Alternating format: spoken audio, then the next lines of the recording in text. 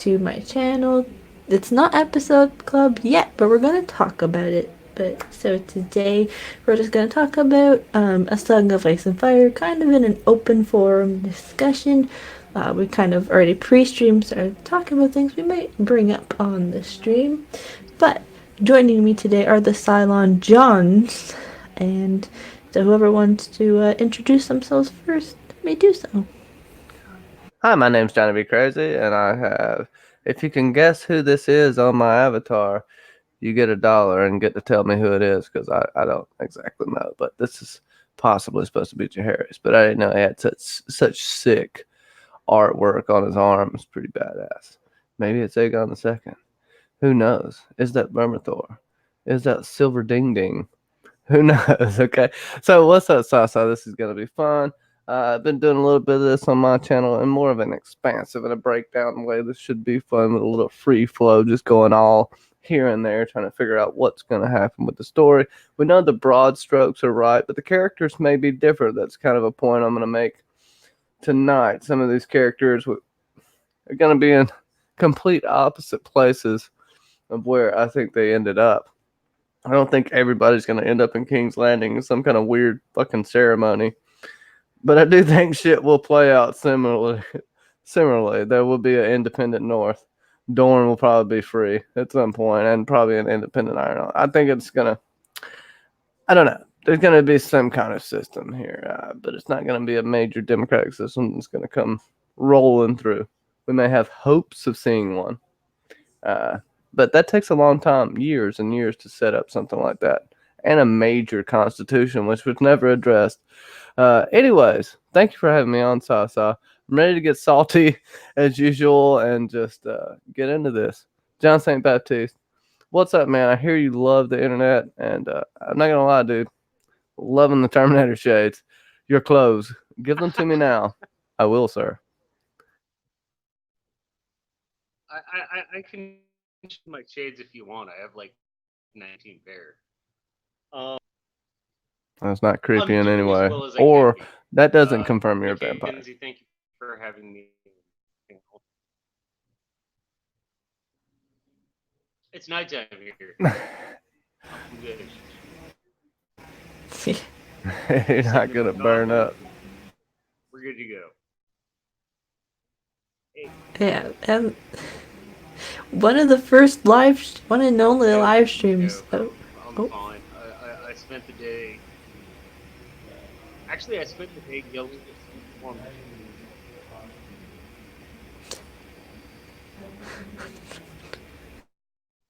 I'm sorry. Can you?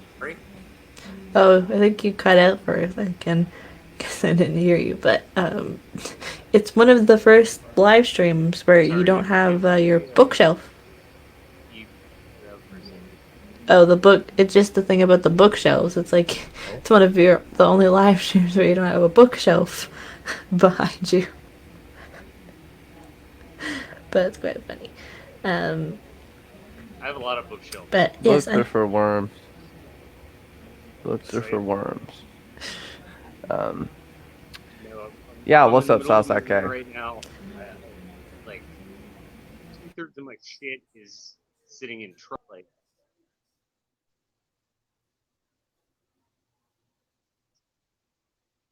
No habla español. I can't see the chat, so anybody who I don't respond to, I very much apologize. Sitting here.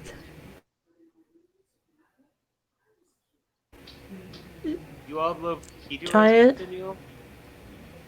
Is John is John cutting out for you? Yeah, he is. Okay, because I thought it was me for a second. Oh, you might could go try Avatar, John. That might work better. Maybe. We'll see what happens. But yes, so thank you both for joining me today. It's yeah, so today we're gonna have, like we said in the beginning, we're gonna have kind of a relaxed stream, and we're also gonna talk about what's next for episode club, because I know we took like about a month hiatus from that, just to kind of getting back to school and everything. But We'll say hello to the people in the chat. So we have Sasuke. No, this platform, it's not like Hangouts where you can like manipulate guests' volume. It's so weird. I'm gonna try and use a different one next. But yeah, Danny McKay is also here. Washington County's news station, Utah, is in the chat, as well as Bravosi Broadcast, some guy named Johnny B. Crazy, as well as Clarissa Thompson, another person who I don't know yet. But yeah, let's see. Let's see what happens. So, Johnny, do you have someone that you want to bring up random and start the conversation with? One that I want to bring up. Well, I guess if you want to talk about a little Jon Snow, we might as well throw him out here. Everyone's favorite brooding hero. Love to hate him, hate to love him. What a flat and if I say his storyline's flat, people get mad. He just got a classic hero archetype.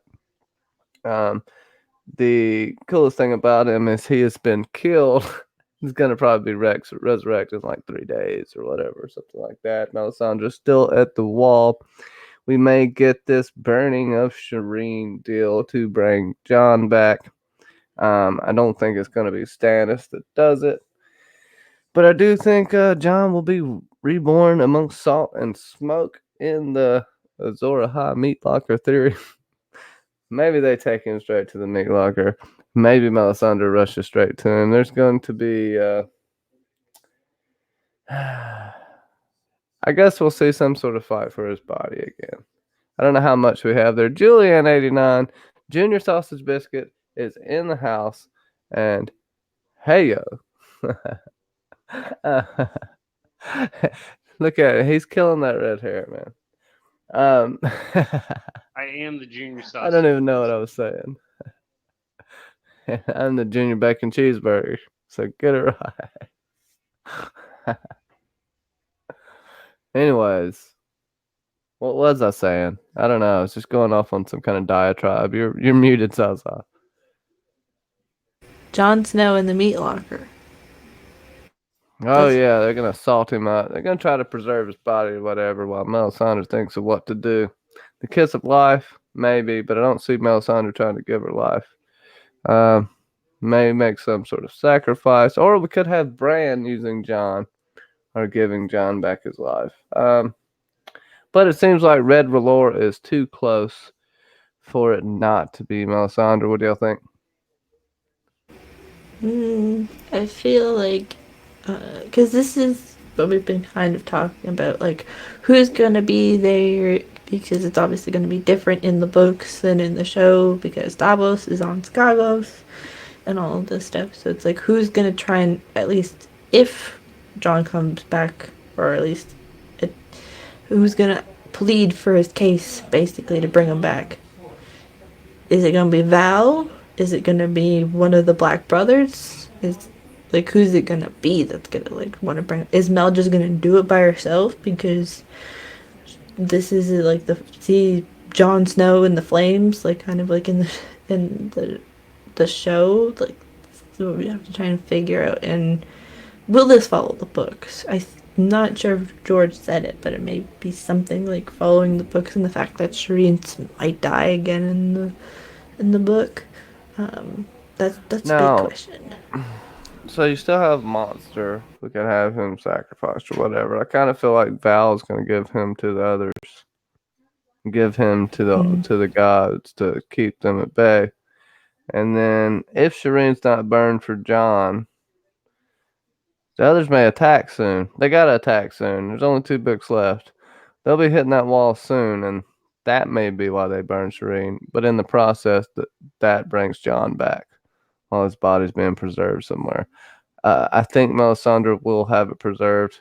She has enough power over the Queen's men and the Queen to tell her of prophecy and get her entranced in Red R'hllor and the Lord of Light. John, what you think about them apples? Or any of them apples? Oh, do you think the pink letter is real? That's my question that I've had for like the past, what is it, fucking 9 years.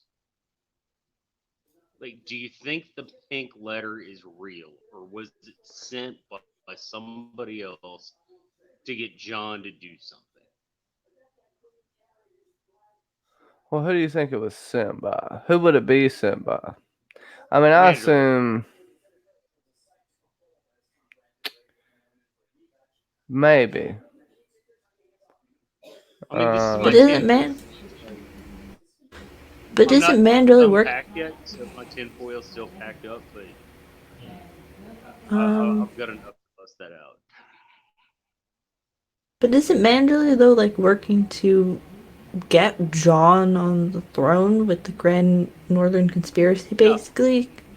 So writing the pink letter to ruse him into to like do that maybe, but I don't know. That's the thing. But also too because John, I think John has his throat slit at the end of the chapter, so it'll be hard to ruse the someone who can't speak. I guess I don't know. He's gonna be a great battle commander, you know, just pointing. Like, Holy shit. Okay, here's my super Give him tinfoil. vocal boxes that, John comes back maybe in they'll give him patch one of those face. vocal boxes that I'll probably need in a year or two. John comes back in patch face and fights in his jingly bells and wins the battle for the dawn. If John doesn't come back in his body, is there another candidate that y'all are willing to go with? I mean, that's a tough one to throw out. And the reason being, it wouldn't be so bad if this was just a book, but we've got used to the show character, right? If John didn't come back as himself, but I don't know, he still has to figure out who he is and choose whether or not to accept that. That's been his whole thing. Choose whether or not to accept Winterfell. He didn't. Choose whether or not to even reveal. I think he's going to have the choice to reveal his identity. He may not even choose to do so. Wanting to become a free folk, in a sense. This gives him... I don't know that John will ever make it to King's Landing and pass the wall. I think you're going to have the battle for the long night at the wall. Winterfell, if there's going to be a battle there, they got a lot of rebuilding to do. Winterfell is in ruins. It's a piece of shit. There's no food there. It's the middle of winter. They're not getting food there. It's not happening in Winterfell, in my opinion. But if John was to come back as anybody else, I don't know. I can't see anyone except him possibly staying in Ghost, which I don't think is going to happen due to Melisandre's vision, or him just coming back. Not as bad as Lady Stoneheart. I think he'll be preserved somewhat, but I don't think he's going to be all he's cracked up to be. You know, I think Robosi broadcast, I think Arya was talking about him possibly leading the others against Euron. And the others ended up like saving humanity in a sense. I don't know. That's some super tinfoil, but I do like it when you think about it. Because he's going to be straight up... He's not going to be the same if they use the same magic. It's not going to be the same. well, he can't technically be the same because he's got a bunch of stab wounds and he can't speak anymore. I didn't say... I meant mentally, like Lady Stoneheart. I didn't mean like physically. I was about to say, I was like, well, he can't be, but okay. They're going to purify him in the waters of Lake Minnetonka. The battle, like where they sunk Rhaegal, you know, not Viserion, you know, just like dunk him and then it comes back. Yeah, I think there's the possibility that John didn't kill the Night King because maybe in the books he is like the Night King persona or whatever, but like not. Bran is really the Bran and Bloodraven are the great other. Uh-huh. Maybe. Hey, Dark Mother. And Melisandre's right for once. Everybody's assuming she's wrong in that chapter. That's what makes me think, if everybody's assuming she's wrong, maybe she's right. Because Bloodraven seems evil as fuck, and they ain't telling Bran a bunch of shit. And you can't blame the children for wanting to destroy humanity, right? I mean, Leaf gives you all the evidence you need. Like, we're all dying off. We'll all be dead soon. What you going to do? What does somebody who is a G that is dying? You take everybody with you. You know what I mean? So, I don't know. Yeah. And I think with John as well, he's not gonna have the same like storyline that he did in the books because how is Dan- I can only imagine the chapter if there is a chapter where Danny meets John. Hi, nice to finally meet you. Mm-hmm. It's just like nodding, waving. Yeah, he's trying to say, you're my auntie, but he can't. And then It's like he you proceedingly has to my. sleep with her because he can't say no. It's like trying to like mime out you're my aunt, but it's like it doesn't work, so he has to like write it on a scrap of paper, being like, you my aunt. John can read, but he never learned to write. No, John, I know you got something to say about John. John.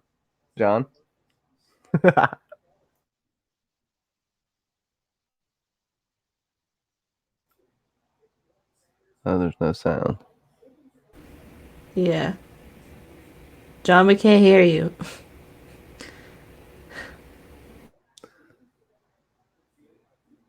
John's having the worst day. Oh, there he is. I can hear you now, I think. I just wonder. I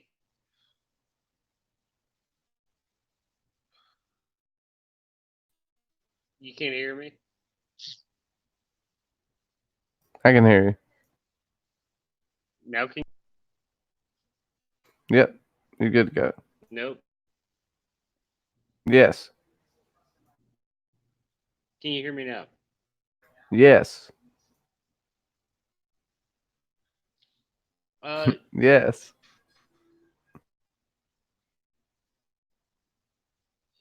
It's like you were talking about. I I think they're going to be the broad strokes. Yeah, I think it's going to play out differently.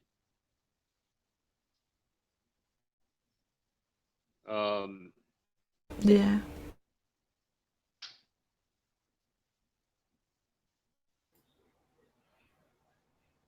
I think Danny is going to end up with John mean you at can any hear me? point in time.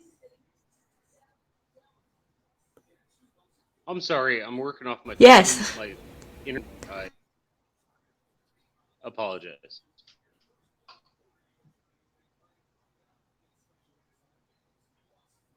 I think there's a long delay. Yeah, for him, yeah, there probably is a delay. Which sucks. No.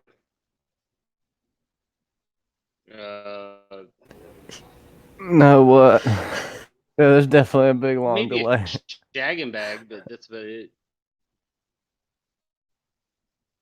Oh, about the Danny John situation. Oh my god, that was like 3 minutes ago I asked about that. Oh my god. Wow. John, I have to say, your internet's acting like mine right now. It's being a bitch. And you'll hear this about 4 minutes from now. I'll cut out. I'm interrupting your live stream. No, there's a delay. Oh, he's gone. Okay. Well, Yay, technology. I know, that's so sad. But, I'm sorry. Just have to rebuild for a second. Yeah, so, yeah, that's a big question. Everybody's like, how does it John and Danny, blah, blah, blah. It's a bit like John and young Griff. That'll literally be John and Griff's story. Young Griff's storyline. The whole, let's get together. You're Well, I my think auntie. young Griff and Ariane Martell may get together. We have yet to see what's going to happen with Daenerys, but Ariane Martell may feel spurned by Aegon as well, right? Aegon has eyes for the Dragon Queen, so to speak. Isn't he supposed to be seeing her? Or is he supposed to be? Was that the original plan? Was to meet her, right? In Ariane, unreleased chapter from the pre-release chapter for Wins, she's going to meet Aegon. She's on the way to meeting Aegon at Storm's End. Somewhere she's Oh going yeah, to meet she him. is. Yeah, she's going to meet Yeah. him, see if it's him, blah blah blah. She may have the opportunity to be able to make a decision for her father, which I feel like she's kind of set up to do. Depending on what she hears from young Griff and John Connington when they get there. You got to remember, John Connington does not have a lot of time. He has got the grayscale, yo, and he may pass it to someone, um, or this just may make him do some stupid things because he doesn't have a lot of time and he wants to get this done. I don't know why he didn't tell anyone or chop off his hand. I guess he didn't want to be like Jamie Lannister or something. But they're at Storm's End, and there's a big deal going there. Because Doran Martell has his hands in two pots, and if Aegon finds out about that, or if anybody else finds out he's working both sides there, if someone, people have already been talking in Dorne about Quentin Martell and you know Yarnwood. I can't remember all their names, but anyways, Yeah. them trying to be trying to sneak out under false identities. It's already been whispered around in Dorne. People have definitely have to heard. Makes me think Darkstar may be in Storm's End. I've already talking to Aegon and Fagon. Anyways, whatever. Go ahead. I know you want to talk. You be unmuting over there. No, just John, trying it's to. okay, buddy. It's okay. Yeah, don't worry about it, John. It happens. Yeah, I think for John and the whole, I don't know, like the end of this, like rereading all the books not that long ago, and knowing what happens in the show, it's hard. I'm hard pressed to feel like that I don't know about John's storyline anymore. I thought I did before season 8, but now remembering what happens in the books, especially at the end of Dance with John, that I don't know if that, like, parts of that story might work out, but I feel like a lot of it is young Griff Well, influenced into his character, like meeting with Danny, falling in love with Danny, then people getting angry with or people celebrating John, and then hating Daenerys. Like those all kind of point to young Griff getting all that glory bit, and she's just there used for taming the dragons. But go ahead. oh, well, I think John and Val may be the one to share this secret with John. Secret if he finds out about his true identity, that and whoever tells him, or however the hell he finds out.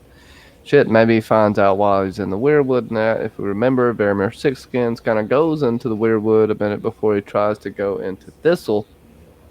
And he gets to see all of these things. Perhaps John will see something in the ether while he's dead on his transfer from to Ghost and from Ghost. That could be how he finds out, but I think it's going to be more tangible proof. I don't know about a letter or whatnot, but John's going to find out that he is someone of import. But he may decide to want to run away with Val. Could Val be the one that John ends up killing in the end? This could be a Lightbringer. He does have a flaming sword in a dream and wearing Black Eyes armor. Everybody thinks it's probably Euron's armor, but man, that's a long damn way to get from John to Euron. It's hard for me to think that they're going to end up near each other, given everything that's going to happen, all these different events that are going on, because there's going to be a war going on while the war for the Long Night's happening. It's not like everything's going to stop. It's not going to be like in the show. All this shit's not going to stop in Dorne and the Stormlands and the Westerlands and the Reach. Like, there's still going to be being assholes. I mean, the Blackwoods What? and Brackens themselves are about to. They're not going to be able to stay away from beating the shit out of each other. Plus, Jamie's probably going to be gone, and then, you know, old Lord Blackwood's got to come get his son, get his son's back or what, his son back, old Hoster or whatever. Anyways, whatever. What if it's almost a reversal of the Knight's King situation? Because it was, what was it, an undead white with a human white woman with a human Lord Commander of the Night's Watch. So what if it's like almost the reversal of like the undead Lord Commander with like an alive wildling or whatever? It's like that's like because Germ likes to play those games. I mean, I think more so what happened is that the Night's King wed a wildling. We don't know any evidence of female others. We haven't seen any. But an other is also referred to sometimes. You could say that that's a wildling as well. Because you know how the myths get conflated. The bad guys are the other. Oh. Uh-oh. Am I losing all my co-hosts? Oh, Wait. I think they're more so, I know it dropped. I think more so what their crime was sacrificing to the others. And perhaps they were doing this to keep a long night at bay. Who knows? But it seems like they drew some kind of power from this. Craster maybe wasn't doing it right. Who knows? But there's a story there. There's some truth to it, but we got to remember that it's built around myth. That it's not going to be completely literal. So we got to look for some symbolism. What it is, hell, I'm just guessing. And I'm sure Germ has confirmed some things, but not all, because that's how we do. Dark Mother has a question. And you might be able to help me answer this because I have to remember, conjure up my answer. But what are dead things in the water, Johnny? Dead things in the water. Hard home reference, right? The hard home letter from Cotter Pike. Dead things in the water, dead things on the land. Me and the Knight Who Smoked the Laughing Tree did a little thing on hard home on my Neuters of Locations and Lore. And one thing we were thinking about is you got seals and sea lions. It could be whited seals and sea lions, just as the animals come up and they can, they would be able to swim in the water. You also could have undead krakens. It could just be a lot of dead bodies, but seems to me it could be some sort of sea mammal or sea creatures that have been whited. Patchface is kin also. But the White Walkers, it's kind of thought that maybe salt stops them or salt water, but maybe it doesn't. We don't necessarily know. That is a big thing. It could be, but it could be the sea life up there. There are known to be, islands of seals and shit up there. They hunt them, so anything that's died or dead, could come back as a white. And if it's aquatic, it'll probably swim a little bit. Mm-hmm. Yeah. There's could be people like the zombie whites. It could be also just dead sea life, or as Dornishman says, zombie krakens. There's like that whole possibility because I know they tried to explore that in the show, like the types of whites that we can kind of have, which would be interesting. There's also this is sad, but dead things in the water. If same thing happens in the books, Danny's dragons, dead dragons in the water.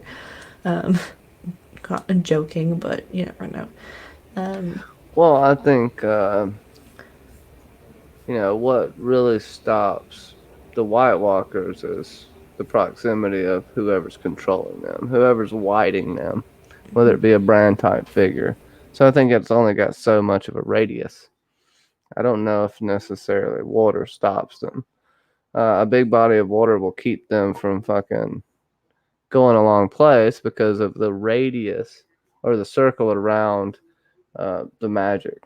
There has to be a limit to how far it can reach, at least for now.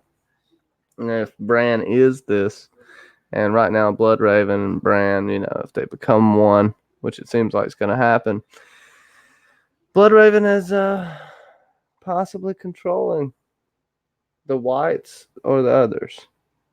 Who the hell knows? I don't know. You have all those other children woven into the roots, controlling something as well. There's mystery afoot here. And, it's not very clear what's going to happen here. I don't know. Maybe it's just as simple as others are bad. And it is some kind of curse put on them, but there's definitely a Borg-like mentality, a hive mind. And that's got all stemmed from one place, and I don't think we're going to have an actual Night King like we had in the show. But we will have a Sauron type figure. Yeah, I think, that makes kind of sense, and like we were kind of talking about how there has to be a metaphorical leader, even though if the whites and the others are supposed to come, it could be John that eventually is like, I'll just take up the mantle as the leader of this group, even though it's not actually so.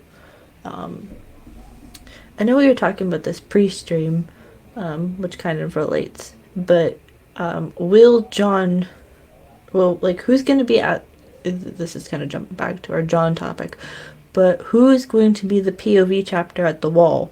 Since we don't have anyone, I think, right now that's a POV type chapter at the wall, except for, does Mel have a POV I'm pretty chapter? sure it's going to be Mel. Yeah, she's already had a chapter. Yeah, when she was reading in the fire, saw John's death. It's basically preparing, kind of just having those doubts with herself being real. And it's Melisandre's the name of the chapter as well.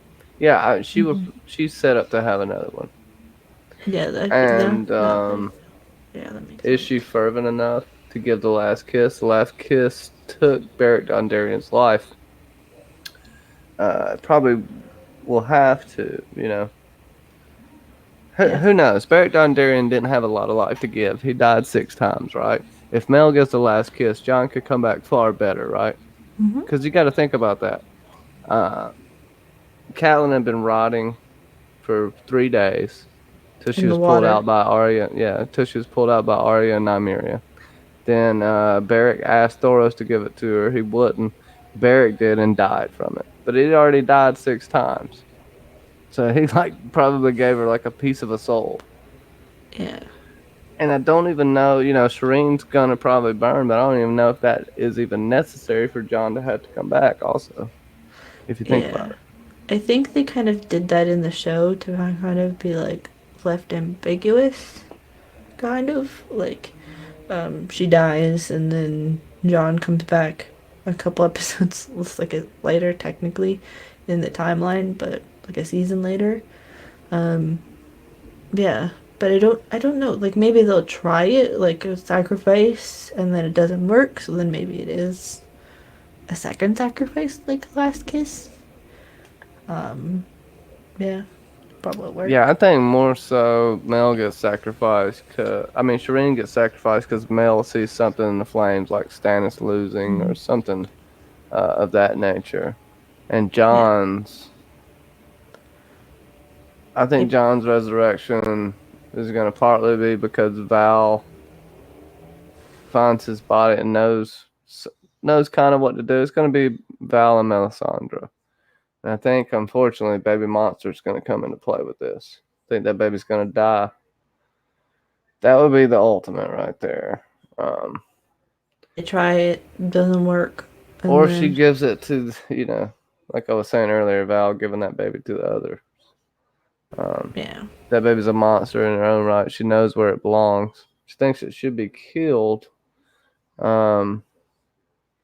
and she could kill it at the grove of heart trees beyond the wall. Something else that could happen. She sacrifices that to the old gods. There you go, getting John his life back. And then Melisandre does something thinking she actually saved John when it was some other act. I don't know. I'm Yeah. just spitting out shit here. What do y'all think? That could be an interesting perspective because they only led us to believe that it was basically in the show they led us to believe that it was just Shireen's sacrifice led him to come back. But if it's because we obviously have more characters at the wall and different circumstances, that could potentially work. Like Val takes baby monster on a walk and then like sacrifices him at the same time that Mel does her magic, and that's where it happens. Maybe it's just like and Sasaki says Mel is old as fuck, and yes, Mel is old as fuck, but she has a magic in her that Beric Dondarrion didn't have. She has actual power. Lots of it is tricks. Some of it is real and is stronger at the wall. There could be older rituals than the last kiss. She knows things. She knows rituals that some. She's really high up. She's like top level sorceress. Of all the fire priestesses, her and Makoro seem to know the most. So, I find it interesting. And I do agree with it. That how much life does she have to give if she's given the kiss of life? I don't know. Maybe she can ask Val to do it. But Val wouldn't do that shit because she doesn't believe in it. no. But she doesn't have to believe. Was my friend. I don't know if this was same in the books, but with like the shadow baby thing, when she was like in the show, like she's like your fires are low, whatever. It's like she has to be with a king or whatever. So then like that gives her more energy. So maybe it's like that life, even though it's not life, given to her almost. Like it feels like because it was not until after the battle that she obviously dies. For a life. It goes back to whether she'll burn Shireen. Well, I don't think she. Well, okay, so burning Shireen for John, in a sense, is burning Shireen for Stannis as well. So without John, they're gonna go against the Queen's men. They're not gonna stand for what Stannis wants, right? No, yeah. And John St. Baptiste, zombie Catelyn is so much smarter and nicer. Agree. But yeah, they're gonna want John back no matter what. Even Queen Selyse at that point is probably gonna want John back. She'll get scared. Yeah. Val gonna want John back. He saved the wildlings. What's gonna happen to Val? So you're gonna have all of these people that want John back. You do have one still there. What he's gonna do, I don't know. But Val could go get the wildlings, much like Dolores Ed did. Cause yeah, While where's Melisandre does whatever. where's Ed in this situation again? I can't remember. Ed's not as that much of an important deal. I think he got sent to a different tower that was opening up, and that's why Satin became his cupbearer. Yeah, something like that. That's why Satin became his. I love my fake Westerosi map behind me. That's why Satin, the boy whore from Old Town, became John's squire or whatever you want to call it, cupbearer. And Satin. I don't know. Is Satin the one that slit his throat, or was it what's his name? I don't remember. But Satin's kind of like Ollie, I guess you could say, because there was no Satin in the show.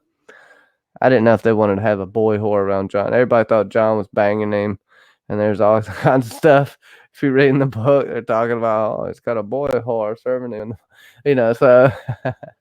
But John saw the good in people, or tried to anyway, to as much of his downfall. Yeah, that's the one thing. Yeah, it's hard to think because of what's going to happen because it's so vastly different. But Gren is still alive, if I remember correctly. We just don't know where that is. But yeah, I feel like it'll probably be Val that's going to play the Davos-ish role in this situation of trying to bring him back, unless it's just Mel doing it on her own volition. But is there any question. Yeah, people were. I think it was Dornish that was saying that a Mel or a Val chapter would be cool, but like that's the case that there's probably no more POV characters. Yeah, because George, George is trying to trim all the fat, so to trying to kill off characters and not give characters their own voices. Yeah, Satin got shot a bunch of times in Old Town. John. Yeah, John's PA. That's right. Yeah. Got some sense. Okay, what do y'all want us to talk about? Okay, fuck it. I'm gonna take an executive decision here and say, Okay. let's talk about the Hound on Quiet Isle. Okay. What's gonna happen to him? Could Arya wash up on the Quiet Isle? Could he hear of Sir Robert Strong still being alive? Or could, this is my theory now, the Sparrow, the High Sparrows, and the New Stars and Swords, could they raid the Quiet Isle and kill that? Not the Stars and Swords. Cersei raid the Quiet Isle, not the Stars and Swords. I'm sorry. Could Cersei raid the Quiet Isle after getting rid of the High Sparrows? Because you want to end anything with the Seven coming up. I feel like she's a Maegor the Cruel type figure in a sense, to where she's going to fight this holy fight against the faith. She said that's kind of who she's paralleling, at least with this this conflict she has set up here. And Varys has plans for her. He's done killed Pycelle. He's done killed Kevin Lannister. I'm sure he's going to come out of the shadows and put her back on the throne because he's got to make his way there. And I don't know if he can show his face to Cersei yet because she still thinks he works for Tyrion. But he is going to manipulate her. And one thing that's going to happen is more than likely something like the Sept blowing up is going to happen. But she's also going to send a militia, possibly even led by Sir Robert Strong after this. Because it's different in the show than the books. As far as how the mountain that rides, how he is and how he acts. She could send him or someone else. But I think more so the brother. Gregor Clegane, the Hound's going to have to find out his brother's alive. He's going to have the people that were nice to him killed. It's kind of that simple, but, you know, the stuff to fill in, the details will be, you know, that's the fun part, right? Strangers there, ready to go. I feel like he's either ready to ride off or he's ready to survive a battle there. But word of Robert Strong's going to get to him. People are starting to talk about it already. Yeah. Like that's the case saying is Quiet Isle gets screwed and Sandy escapes to the Vale where he hears about Elaine Stone. Yeah, I do feel like the Hound is going to try and feel secure at the Quiet Isle, and then something's going to happen like what you're saying, and the Quiet Isle doesn't become so quiet anymore, and it turns into something else. Well, also, I just want to throw in there, if what I think's happening, Varys plays on history, I believe. Varys is setting up Cersei to be a Maegor the Cruel type figure, and who is Aegon, or Fagon, coming in to swoop in to be? He's coming in to be Jaehaerys. He's got a Jaehaerys and Alysanne coming in his mind. That's how he can manipulate them through propaganda. You've seen how this is done. Makes us go back to Jaehaerys and Alysanne just being a bunch of propaganda, and Maegor being probably a shithead, but not as bad as the stories we hear about him. Much like the stories we hear about Dany. Go ahead. Sorry for cutting you off. No, don't worry about it. Yeah, I think though that there'll be like a situation where it, like kind of like was in season 6, where we didn't hear about the Hound for a while. Like we may not get him in Winds, but we may get him in Dance kind of situation, or we may get at the tail end of Winds. And like he's been on Quiet Isle, and then the next thing he sees either Euron ships where he sees a bunch of Lannisters or something. Like there's gonna be something that stirs that the Quiet Quiet Isle and that kind of plot line, and then having to kind of fight his way out almost. and then try and go somewhere else. Because it took him like a long, he'll go on somewhat of a, he may not necessarily have the complete religious almost experience of with with the septon and all that small community, but he'll be like living out the quiet life, and then it'll get flipped over and flipped to shit, I got a and stuff like that. fantasy, Go ahead. though, that we can. This is kind of my fantasy Clegane Bowl. So Cersei is going to have the trial by battle. I don't think Tommen is going to be manipulated now. I don't think there's anybody around him really. I mean, Marjorie could try to. I don't think it's going to happen with Tommen like that. Let's say there's a trial by battle that happens. And Sandor Clegane has a shorter story than we want. But he ends up hearing about Sir Robert Strong being the champion. And he decides to be the champion for the Stars and Swords or for the Faith. And, Yes. maybe he wins, but then Cersei blows up the fucking set. And they both die. I don't know. This is just some interesting tinfoil that just popped in my head. Take it or leave it. But Yeah. maybe he could be a champion of the Faith. Of all things. Because I don't know if he's going straight with lore and stuff and going back with the Brotherhood without banners. He could. But, hey, I like what I just did there. But he could get back to the Brotherhood at some point. I don't know that. Yeah. It could be like a thing of like what we're kind of like a mixture. It's like going to the Quiet Isle and then escaping as soon as war's about to break out on the Quiet Isle, and Well, war is coming now. Then is able to escape after the war and ever, and then meets up with the Brotherhood without banners. I think Tommen's the same age as Bran's supposed to be, so I don't think he's 8. I think Tommen's supposed to be the same age as Bran, or just slightly younger than Bran, right? Because might be 9. He's really young. He does love stamping, so that's okay. And I think he's like a year younger than Bran in the book. I can't remember. Well, because if he was 8, if he's 8, then that's like what we presumed Rickon's age is in the book. I'm not sure. Oh, Rickon was like 6. How long has it been since Game of Thrones started? Oh no, he was 3 years old when it started. Hold on, let me see it. Yeah, I'm looking it up real quick. Tommen Baratheon. I don't know. In the show, this show might give you a different timeline. I want to say he's Bran's age in the show, in the book. So whatever Bran's age is. So. Yes. So John's asking the question of, so Sandor becomes a Templar to you, Johnny. I don't know what that means, so I can't answer that question. But yeah, I think that there's gonna be like That's 7 right here, but I'm not sure. That would mean that technically he was 4 years old when the book started. No, I don't think he had to be 7 when it started. So he's probably 9 or 10. Yeah, That's about the same age as Bran. Yeah. Yeah, because I was about to say, it was like, I don't think that Tommen's like 4 years old in the beginning of the story.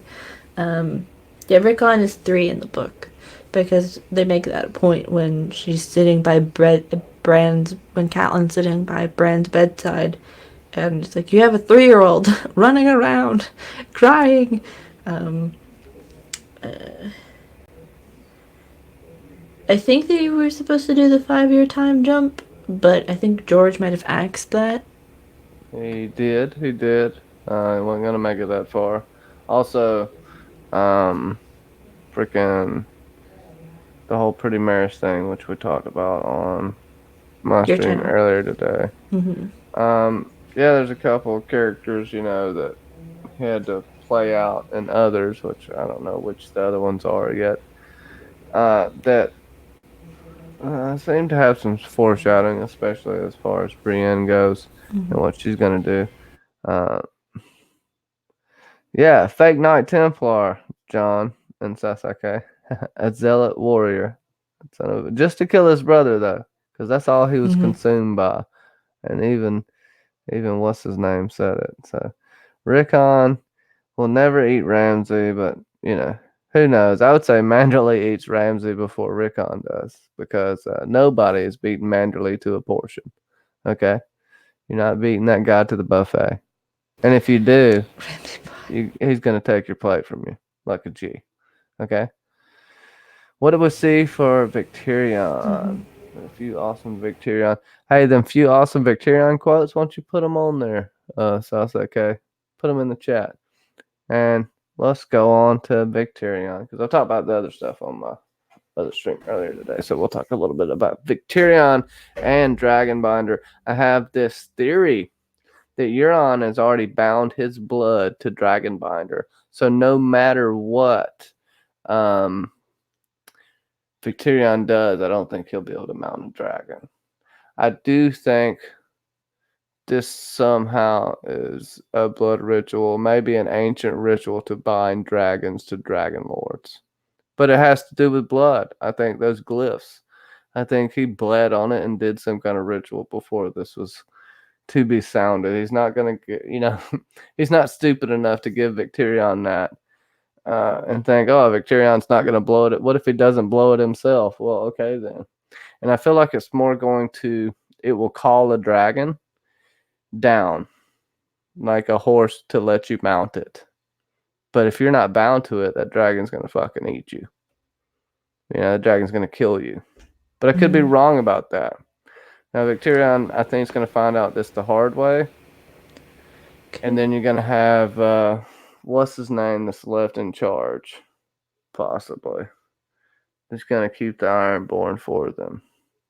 I don't think it's gonna go the way he wants. No. Unfortunately. But who knows? There could be a situation where one of the non-favorite dragons kind of gets sucked in by Dragonbinder, kind of like how they gave the Night King a dragon. They could do something like that, but I'm not sure, because I feel like Dany's dragons are more bonded to her in the book than they kind of made Rhaegal and Viserion in the show. So it's hard to say, but yeah. So what if this is a far reach. So what if Victorion has the horn blown? And one of the dragons flies to Euron. Just doesn't stop. It just goes straight to Euron. Follows the blood like a homing missile or something. Some kind of connection, a bond through blood that's forced. Because we know people through history have been born with it. You can either ride a dragon or you can't, pretty much. But back when people were rich in old Valyria, if you couldn't ride a dragon, you weren't shit probably at some point.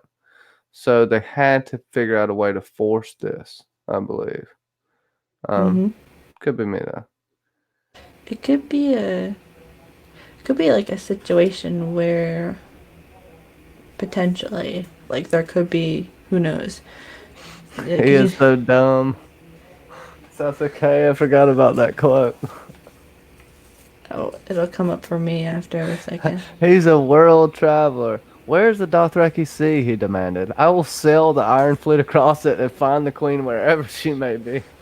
Victorion Greyjoy. Oh my god. And John says, I think Victorion is a false card like 3-card Monty. He's a distraction. I think he's a gift from Euron. These fleets. Who's to say Euron isn't Quaithe? I don't know if I've heard that one. But Euron may be using a glass candle. Who says Euron doesn't have a glass candle? Well, that would be quite interesting, though, if Euron was... That'd be crazy as fuck. If Euron was Quaithe, because she's always, like, speaking to Dany, quote-unquote. Yeah, telling her what to do, pretty much. Who to watch out for, and Euron can supposedly see the future. Who says he can't see That's a video. Danny's? But yeah, fuck that. That's some super duper tinfoil. I think y'all love it. Uh, that was how he felt about monkeys. Hashed. Their antics never brought so much as a smile to the captain's face, though this crew would never roar and hoot and whistle. Oh man, George that's. Winch, I would say Euron is ushering in a type of apocalypse. He's pulling some kind of magic. I think he's like all the big magical spells he's ever found, the ones in history. I think he's doing them all right now. He's trying to kill religion, uh, at least the ones he thinks aren't even tangible. And I Mhm. think Bravosa Broadcast thinks that he's gonna go after the old gods. I think he's gonna tap into the old gods. Uh, he may use it to advance. Seems to be the only religion, one of the only religions, especially the one in Westeros, that is tangible and has a certain power to it. And there's Mhm. a lot of talk out there about him being a failed three-eyed raven. Mhm. I don't know if anybody's heard that, but you know, My chat it's on the thought side about. is I think Fake so. Arya brought that up to me. Your Yeah. chat going slow? Yeah, it's so delayed. Like you're reading quotes and I'm like, I don't see them. So it's like thankfully you're reading them or else it'd be so delayed. Um yeah, that's interesting. Like I feel like Victarion, yeah, because Victarion's gonna be what we half expected about with like Euron. But I feel like they may have it where they give like Dragonbinder actually works, and because isn't there like I can't remember exactly right now, but there's the Targaryen. There've been non-Targaryen blood riders, or not blood riders. Jesus, dragon riders, but they weren't from like they may have blood from like Yeah, there still could have been nettles. dragon seeds.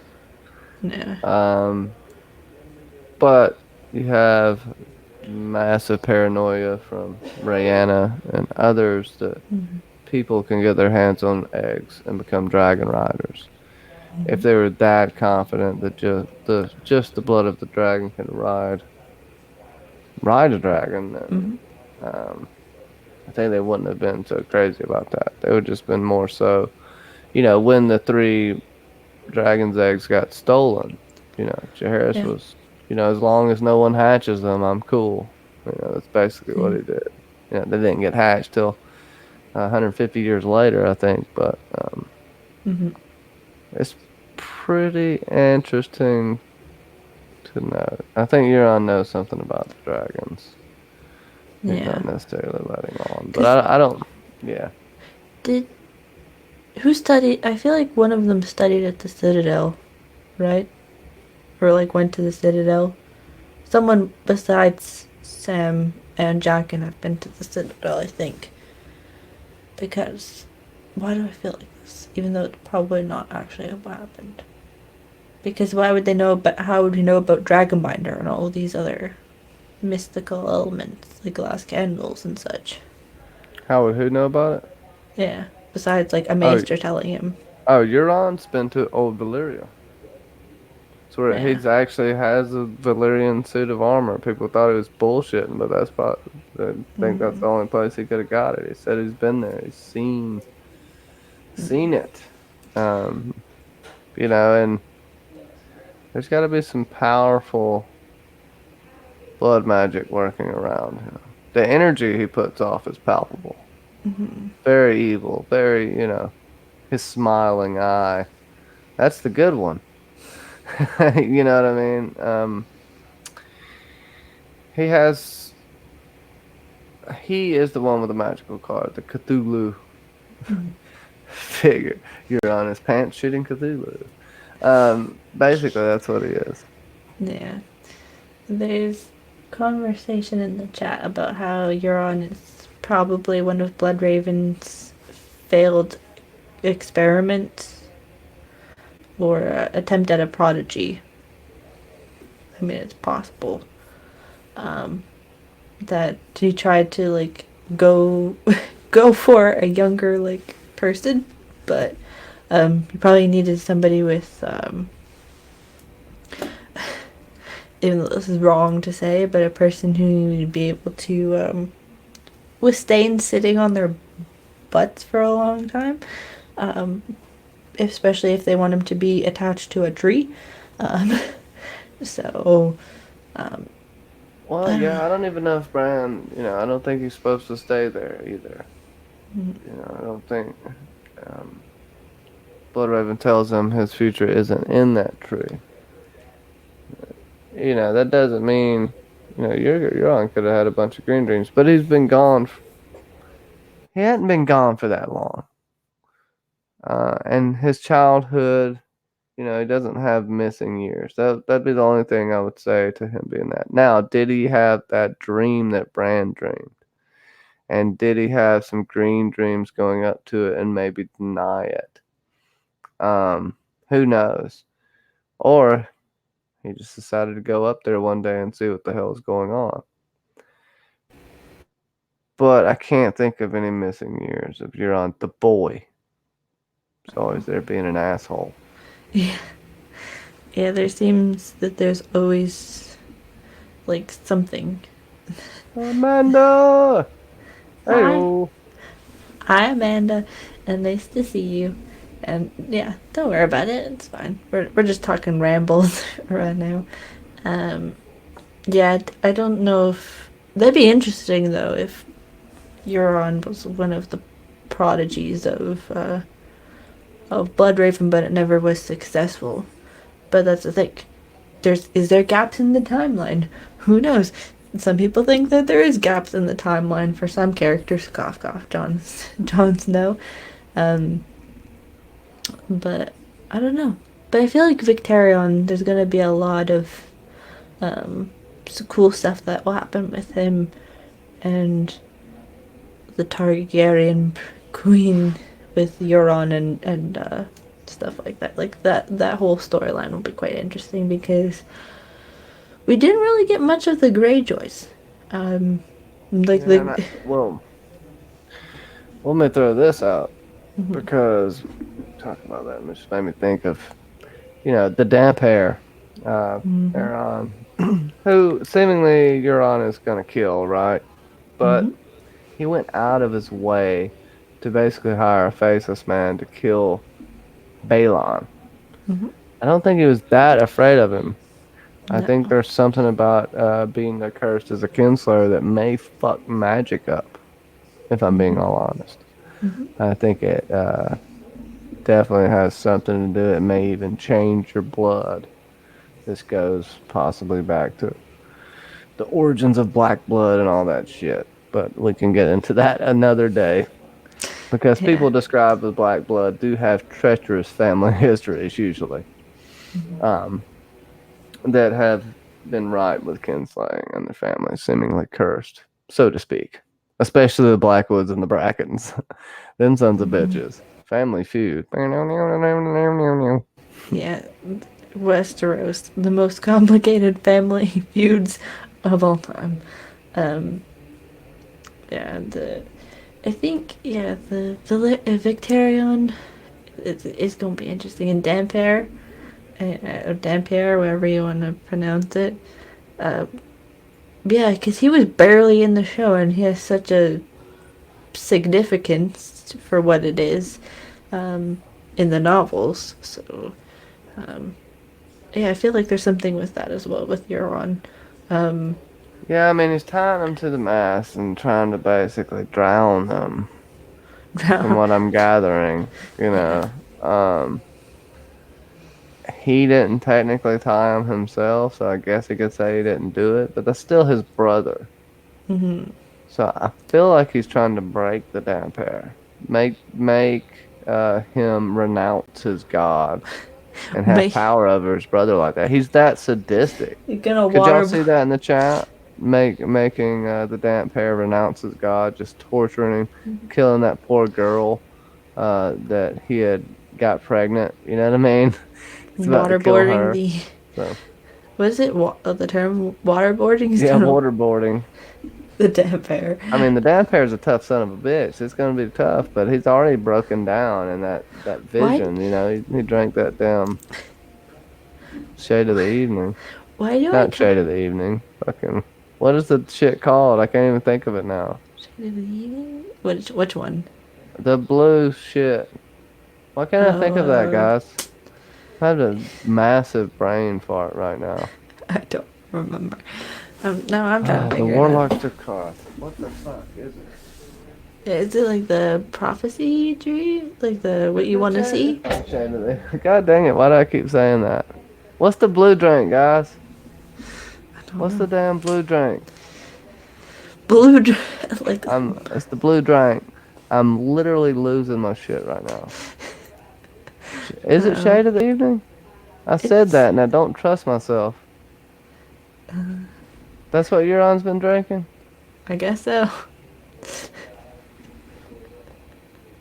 Yeah. What the hell, man? It is shade of the evening, so that's okay. See, So. I don't even trust myself, y'all. Yeah, might as well be bath salts. Yeah. Why do I know,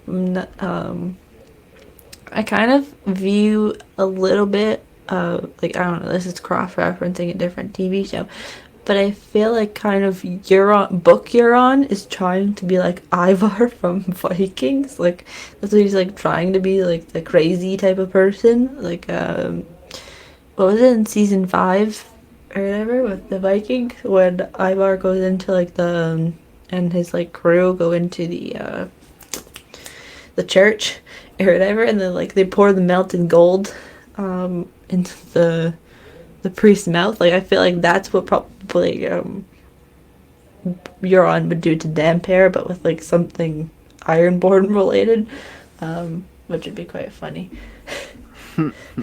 Scissorp of the evening. There you go. Hashtag Scissorp of the 20. It's that Scissorp. Scissorp. Yeah, the drink of the evening. I like that one. Drank.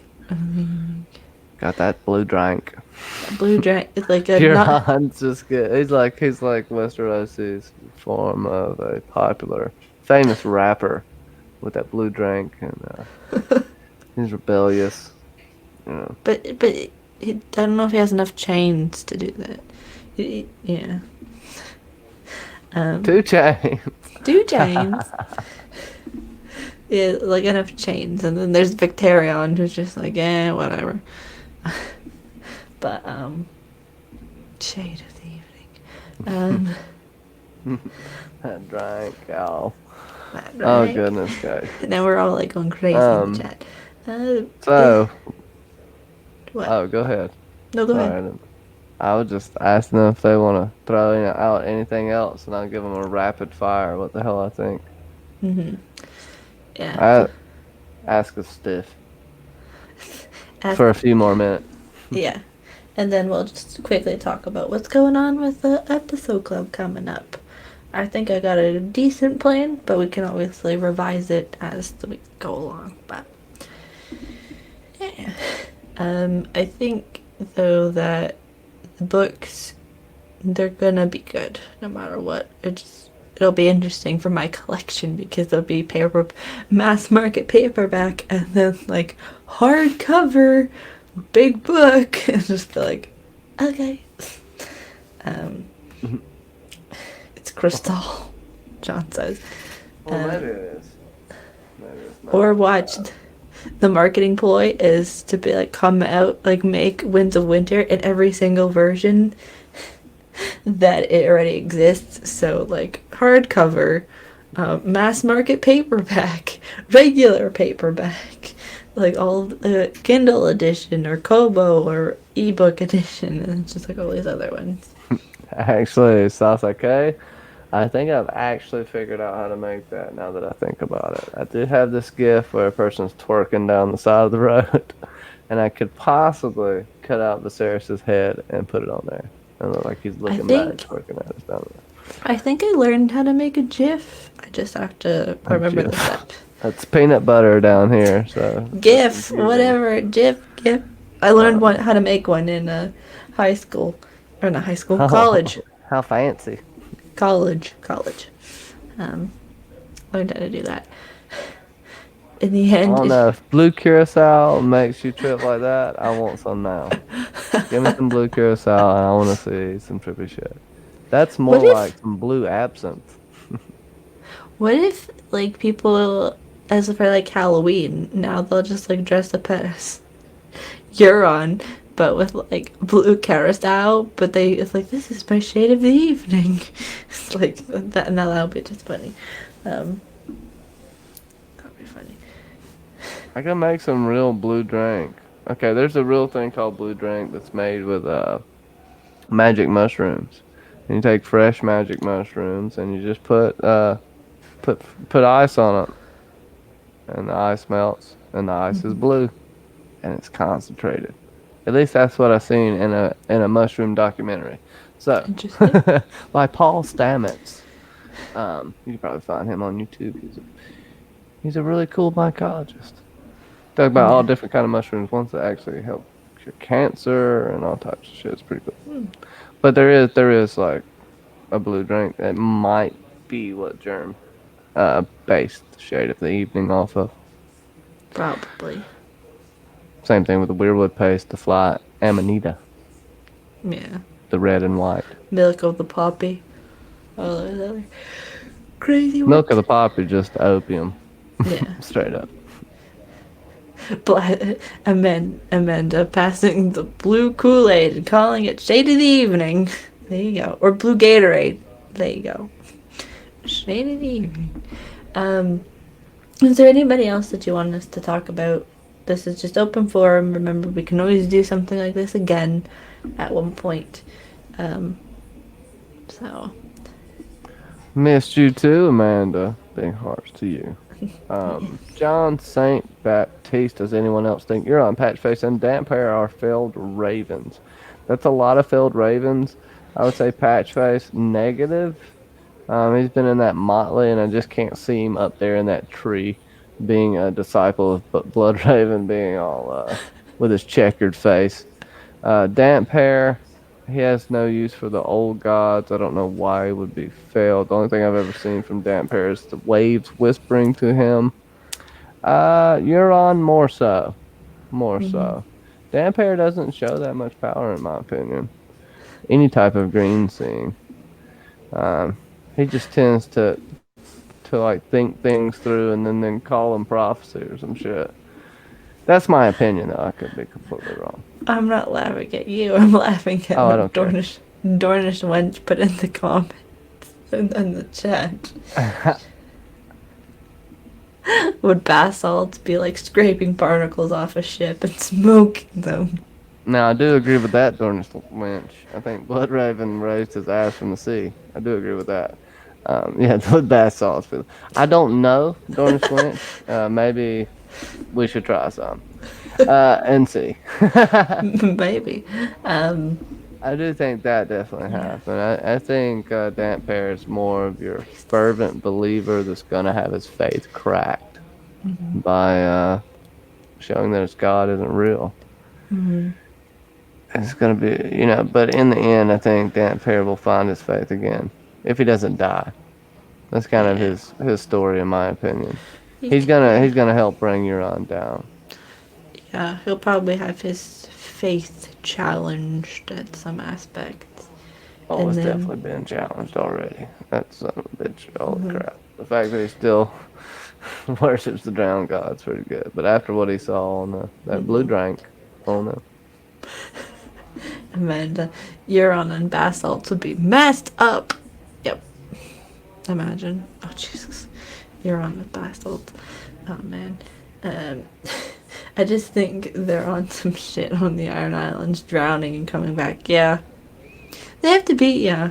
Exactly. There'll probably be like a chapter where they talk about like, maybe Damphair will reveal all the secrets about how he's like on basalts, or like the Westerosi version of basalts when he like believed in the drowned god.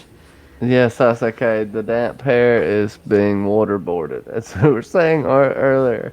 As much as Euron talked about not being a kinslayer and not actually doing the deed, I think something's going to come of this. What I was saying earlier is I think Euron's trying to break him of his faith because it is his brother. I don't think he puts him in the same rank, not because of love, but because he wants to hurt him and humiliate him more than a normal person. By killing him that way, I think it's too easy in Euron's eyes. Euron is going to psychologically set him up a lot like Ramsay did Reek and manipulated him into thinking he just saved his life and spared his life. Euron is a god. I am God, brother. I just spared your life. I am the storm, and I just Brother? spared you from the waves, brother. I see that happening. If he can turn Aaron Damphair, no Ironborn will revolt against him. Also, it'd be a good psychological win over his brother. He does things just to fuck with his brother's heads. Like, just to be awful as far as his brothers. We never got a resolution what happened to Damphair in the show. He's just like, well, he wasn't really in the show per se. He probably was drowned. Yeah, because the Yara is technically the one that's in charge of the Iron Islands. So, like, unless Euron killed him, I guess he's alive, quote unquote. Hey, I think, yeah. I don't know why I'm like Amanda's fearless mother mermaid coming with the hard facts right now. Yeah. It seems that Euron did molest his brother. One of the awful things he's done. I don't think he's done with him yet psychologically. No. That's why I think the Damphair is going to live and going to get revenge. It'll be like, If the fate of the Iron Islands is dead, the Iron Islands themselves is dead. That's how tied into the faith they are with their god. So I don't think that Aaron Damphair is going to die that easily. You know what I mean? It's kind of this cliffhanger situation. You're just waiting on him to die. That's why I think Jerem's going to turn something around. Yeah, I'll be one of those. He's the uncle at the barbecue. Thirdish winch. Oh, Jesus. Yeah, if there's any more else, we can start talking about what we're going to be doing with Episode Club after. We can always do another part of this. We know until basically Winds comes out, we can do versions of this as well. Uncle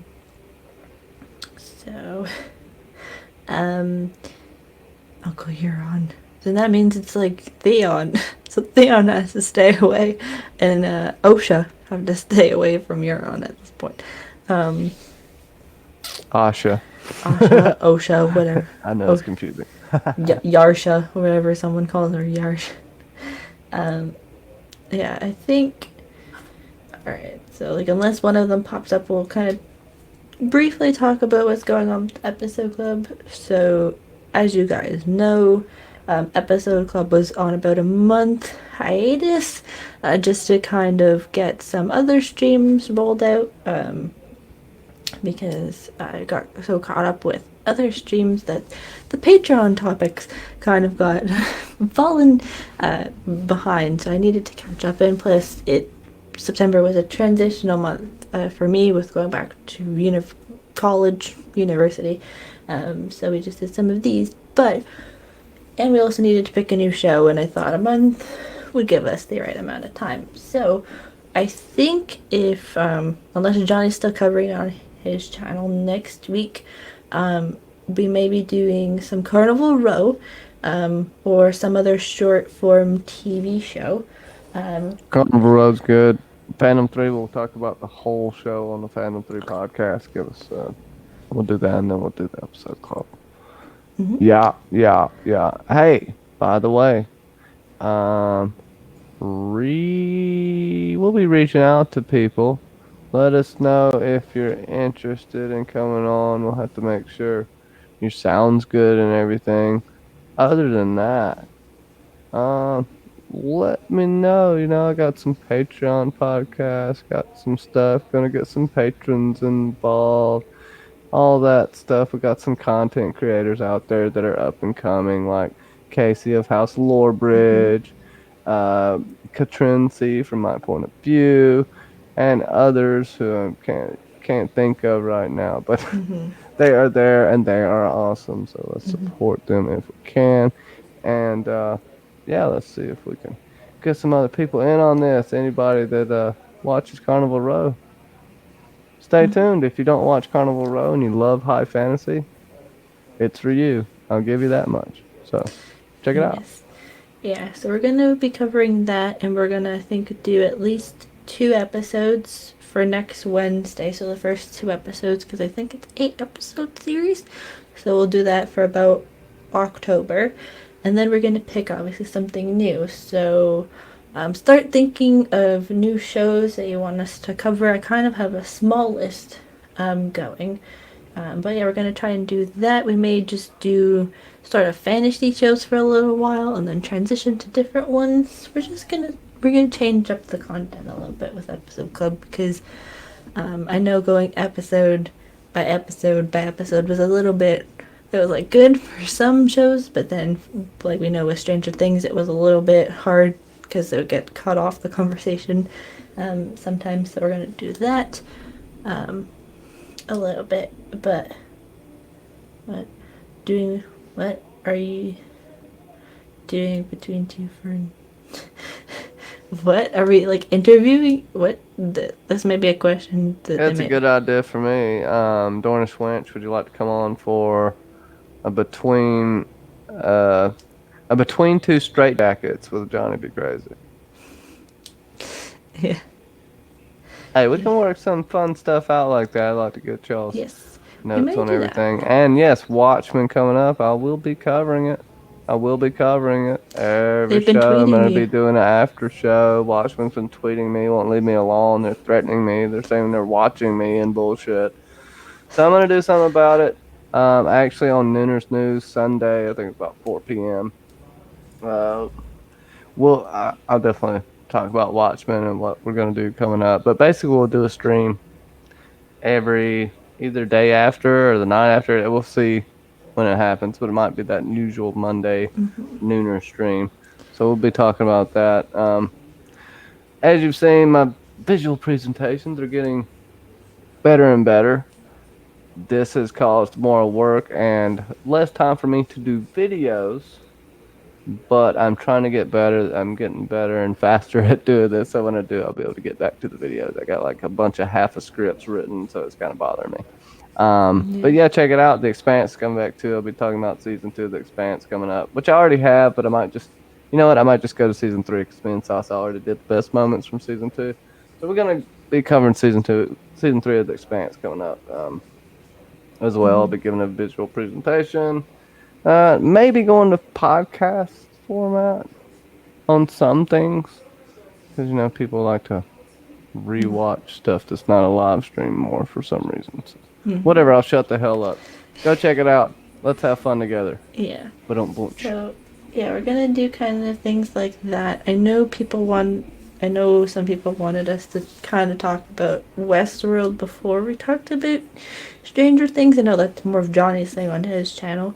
But we can do we can work something, or just talk about it on Johnny's channel. But yeah, we're gonna do some change ups with Episode Club, and I think it's gonna be for the better. I think I'll try and find another website like the failed live stream that was, well, not failed completely. It was just the tech part of it was not as fun.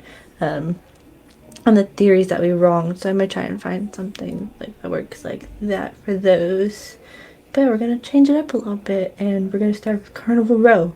So if you know people that watch Carnival Row, tell them about us, because you know how we like to go deep in with the conversations and the themes of the shows and what happens and talk about it and go all crazy. So yeah, we'll be doing that.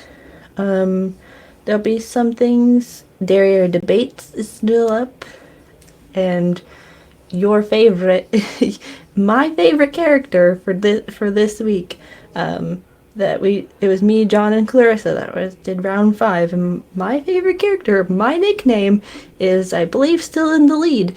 Sassy Sansa is in the lead for, I think, the best butt so far. So go vote if you want that to change. Please don't, because that's just hilarious. It's winning over Khal Drogo.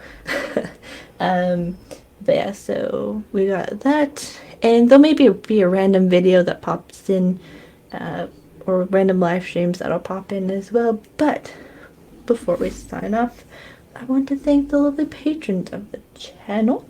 So Bobby Catalano, Catherine Harding, Katrin C, Nancy T, Dark Mother, and the podcast.com, which is usually, I've gotten clarification, it's Luke, Melissa, and Abby that usually run podcast that, so the Patreon for that. So thank you to all of them.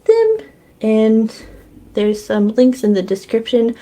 You may or not have seen it, but I am now a brand ambassador based off of my Instagram for a jewelry line, which if you go and use the link, which I'll put in the chat, you can get 15% off your purchase, and also money. I think it's for all their listings, but $3 or $2 from whatever you buy can go to charity. So not only do you help me, but you help charities as well.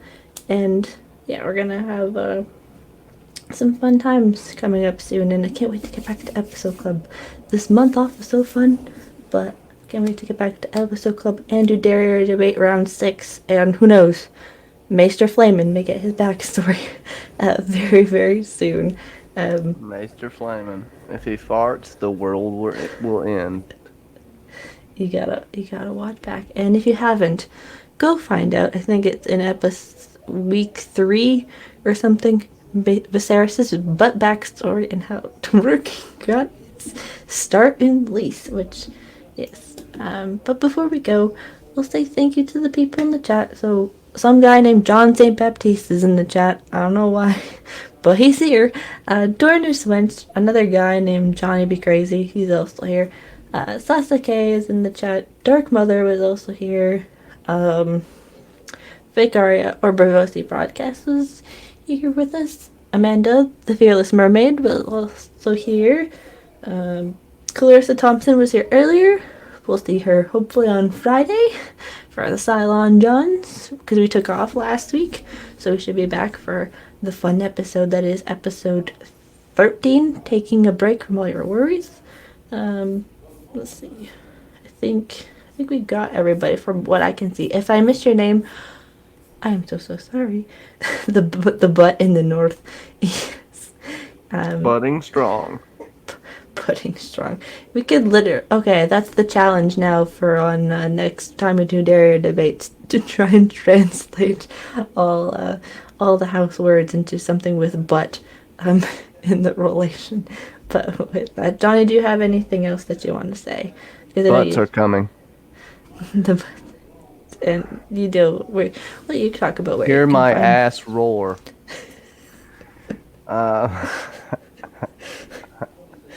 Oh my gosh. Unbowed, unbent, unflatulated. Oh my god. Growing butts or something. Growing butts. Let's see. Asses are coming.